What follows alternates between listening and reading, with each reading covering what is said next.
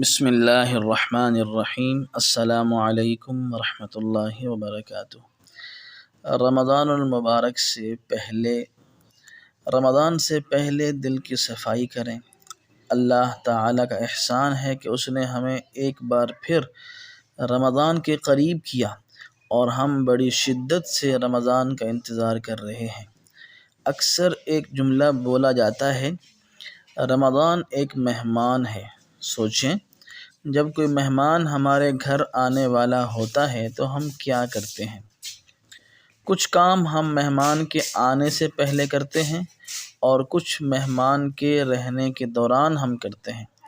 مہمان کے آنے سے پہلے مہمان کا شدت سے انتظار، اپنے گھر کی صفائی۔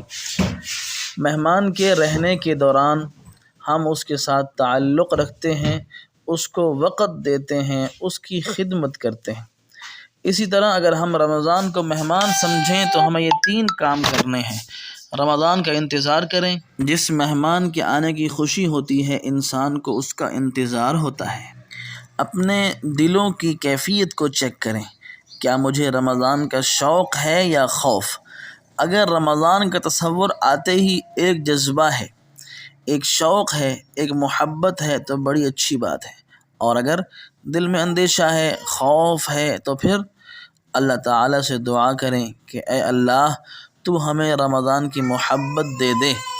صحابہ کرام کے بارے میں آتا ہے کہ وہ رمضان کے آنے سے 6 ماہ پہلے یہ دعا مانگا کرتے تھے کہ اے اللہ، ہماری زندگی میں یہ رمضان آئے اور ہم اس سے بھرپور فائدہ اٹھا سکیں۔ اور جو ہی رمضان گزرتا تھا، شوال سے یہ دعا کرنا شروع کر دیتے تھے کہ اے اللہ، جو ہم نے رمضان میں نیکیاں کی ہیں ان کو قبول کر لے۔ الحمدللہ ہم سب نے نیت کر لی کہ ہم نے روزے رکھنے ہیں۔ رمضان کے آنے سے پہلے ہم نے نیتوں کو چیک کرنا ہے، کیونکہ اعمال کا دار و مدار نیتوں پر ہے۔ عادتاً روزے رکھے ہیں یا دنیاوی تعریف کے لیے، یا روزہ فرض ہے اس لیے رکھ رہے ہیں، نہ رکھا تو گناہ گار ہوں گے۔ یاد رکھنے کی بات، بچوں کو روزہ رکھواتے ہوئے کبھی یہ نہ کہیں کہ فیملی والے تعریف کریں گے، بلکہ ان کو اجر کا احساس دلائیں۔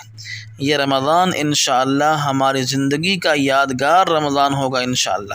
اس کو خلوص دل سے عبادات اور دوسروں کے ساتھ اچھے سلوک سے گزاریں۔ اللہ تعالی ہم سب کا حامی ناصر ہو۔